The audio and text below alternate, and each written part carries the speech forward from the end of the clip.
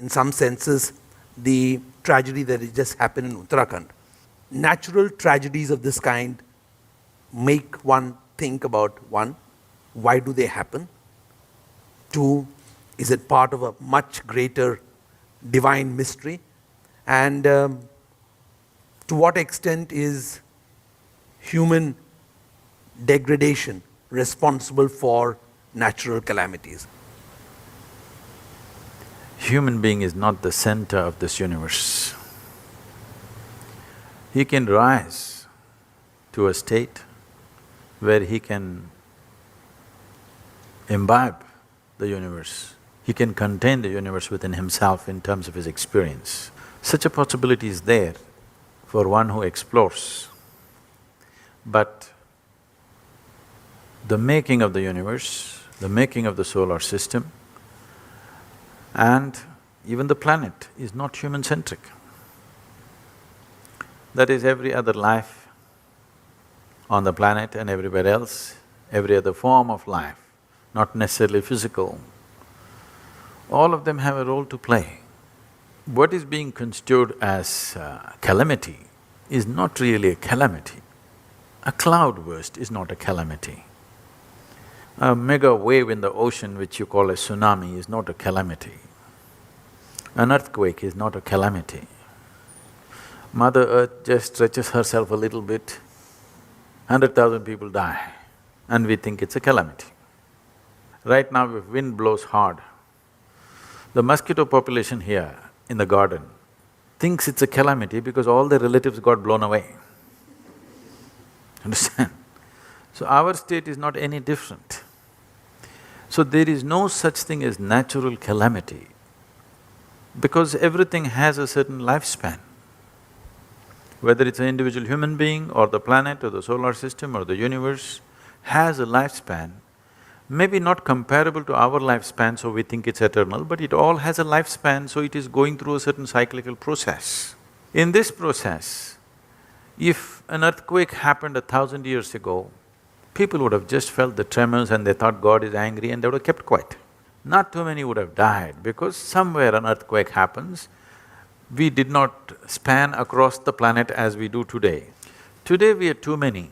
We're nice, but we're too many Because we are too many, if one wave comes, 25,000 people will die, one cloud bursts, close to 20,000 people die. It is just we are a calamity, we are in the way of everything without understanding anything. We are trying to live on the planet without having a clue about what is the nature of the planet, how it functions, what are its requirements. Without any of this understanding or making an accommodation for that, we just simply… we're too overjoyed with our own ability to do a few petty things. We're too enamored with our own petty intellect. I think this is an evolutionary problem. The religions of the book, the religions which have come thereafter, have in many senses, either deliberately or because of design by the people who designed them, lost that fundamental tenet of the belief in the self, because all the religions of the book go away from the more earlier forms of animism, the understanding of rocks, of stone, of mystic places. All those have in some senses been lost. Is that therefore devolution instead of evolution in modern thinking and religious thinking? Definitely not evolution. Devolution is not a strong enough word because it is a complete backward step in the sense, this whole idea that the existence is human-centric comes from this. Yes. Comes from these religions. Before these religions came, if you look at any other form of spiritual processes happening anywhere in the world, whether it's the Australian Aborigines or India for that matter, or Africa or North America, South America, wherever you see, everybody recognized the significance of every other life on level with human life. Yes. Whether it is an ant or a bird or an insect or a rock or anything was recognized as significant as a human being. Because it's simple sense to understand what the soil that you walk upon is what you carry as your body right now. This simple sense is completely taken away because everything that is universe is, sitting in a book. Yes. And you got to agree with the book, otherwise you're dead. That's it. When certain structures are made in the making of a civilization, in the making of a future for human beings or a set of human beings or the whole humanity, whichever way, either you can bank on human intelligence and create those things, or you can bank it on human consciousness and do those things, or you can bank on human baseness and fear and insecurity and do those things. Unfortunately, most religions have chosen to address the baseness and fear in the human being rather than his all-inclusive consciousness or even his intellect for that matter. So, the prayers in India were never asking, there was no such thing as prayer actually. Invocations and methods of worship, scientific methods of doing things and invocations. So the only prayer was, let me be destroyed the way I am, so that the bigger possibility manifests within me. You just look at it today, 99% of the prayers are just this, give me that, save me, protect me. Does it look like survival or does it look like spiritual process or religion to you? Just survival. You're routing your survival through heaven. It's a very inefficient way of doing it. But every religion has succumbed to this. Half the pujas, half the stones people wear, half the processes they conduct in temples are all fundamentally part of an ask. An ask is the cornerstone of religion's survival because you ask, you give. I want you to look at this. This can become a major study. If you walk into any ancient temple, you will see none of the processes are about asking. There's no room to ask. There is no room for adulation nor for asking. Just scientific processes. One thing that you must see, Dilip, is there is something called as Saptarishi Puja in Kashi. This happened when Adi Yogi gave this knowledge to the Saptarishis. It went on for a very long time. Then he told them to go across the world and spread it. See, when Saptarishis were leaving Adi Yogi, having been with him, having shared this phenomenal science, having experienced it, they were not very eager to leave him and go. So they said, if we go away, how do we again see you? You're sending us off, that we will never come back. How do we do?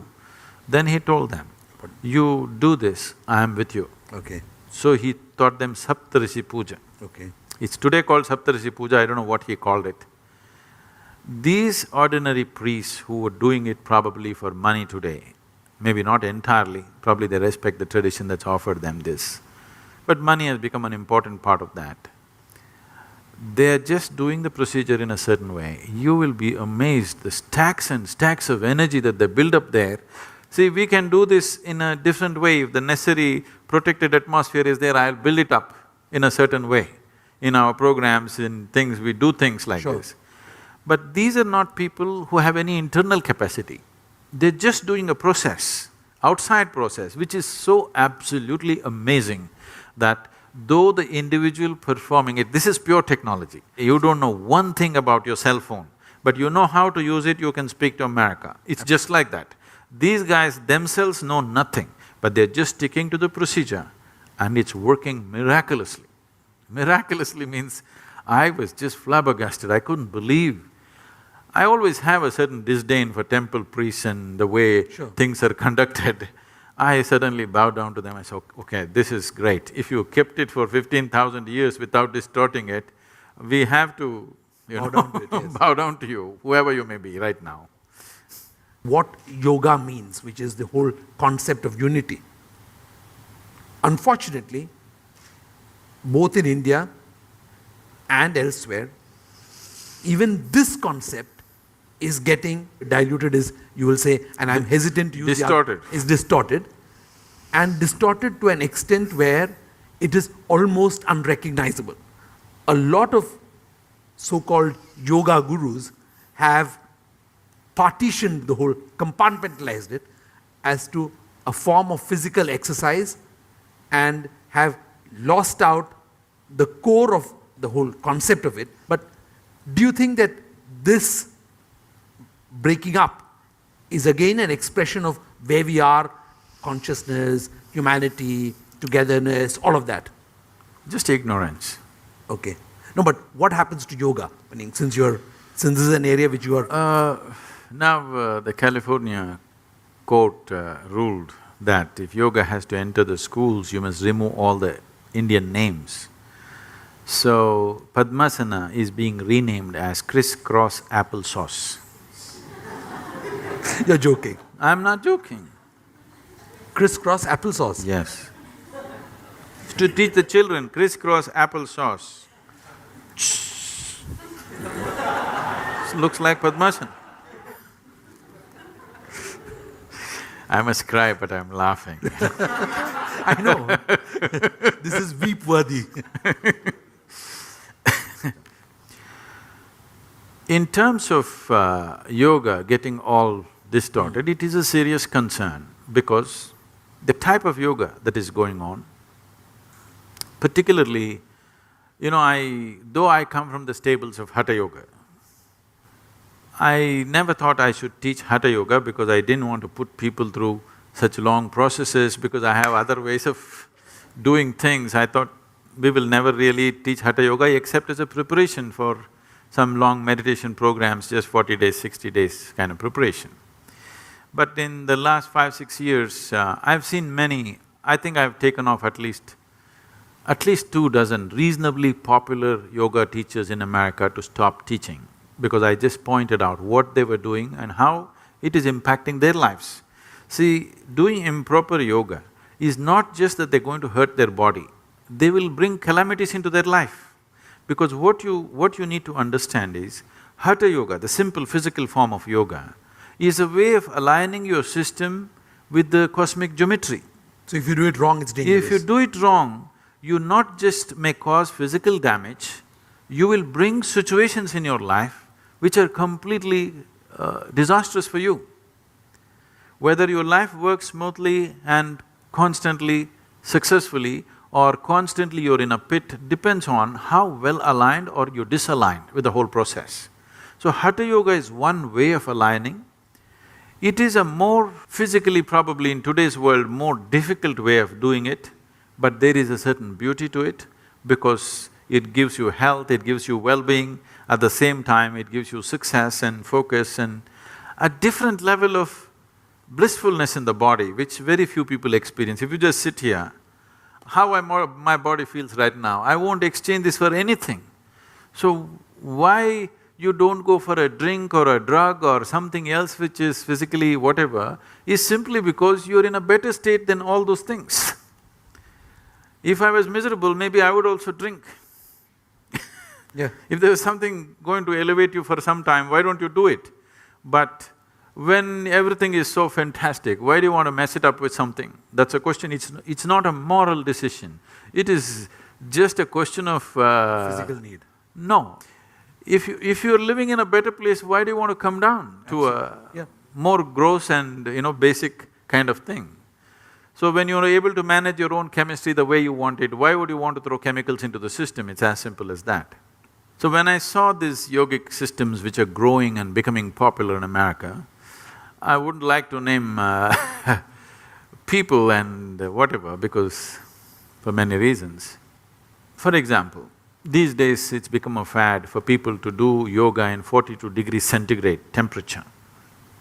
The classical yoga always prescribes, if you do any yogic process, you must either do it before 8:30 or 9 in the morning or after 4:30 in the evening, because you must do it in the cooler hours. When you do any yogic practice, particularly Hatha Yoga, you will develop an enormous amount of Ushna. Ushna is not to be understood as temperature alone. It causes temperature, but it is not temperature by itself. The whole Ayurvedic system functions on Ushna, Shita Yes, and Pitta. absolutely. So Ushna is one aspect because the yogi always wants to keep his Ushna slightly above the normal. He wants to be hot because for various reasons, if your body… Because the yogi's main concern is his perception, that he wants his perception to be unhindered. So anything that comes in its way, he wants it to be burnt out in the system. He doesn't want any excess mucus in the system, he does not want any excess fluids in the system, he wants to keep it slightly hotter than what is normal. So when you practice Hatha Yoga, the whole system is created to generate that Ushna. So always you must do it in the cooler hours, otherwise it'll go and cause cellular damage. So now they're doing yoga at 42 degrees centigrade. When I saw this is insanity. If you allow these things to happen for a period of time, one day medical research will come and show you how doing yoga destroys your system. It's not far away. Already some articles in New York Times have come and they've been circulated Yes, all yes, over, yes, how yoga is damaging to the system. If you allow this kind of yoga to flourish, that will be the conclusion in another 5 to 10 years, and immediately everybody will drop it. Right now it's rising without any papacy anywhere, simply by its sheer efficacy, it's just rising all over the world. You will kill that. So that's the reason I decided we must train Hatha Yoga teachers in classical Hatha Yoga. 21 weeks, a dedicated, focused time. They've never been through any training in their life like this. They think being a yoga teacher means dressing up in a certain way and, using a few Indian words. This makes them into… And producing a video. Yeah. So now we're really putting them through works, 21 weeks. And this will produce definitely more stable teachers who will take yoga in its right format, so that tomorrow if somebody is doing yoga, any kind of scientific study you conduct on them should be an absolute thumbs up, for sure, on all levels, physically, psychologically, emotionally, and in ways that they don't understand.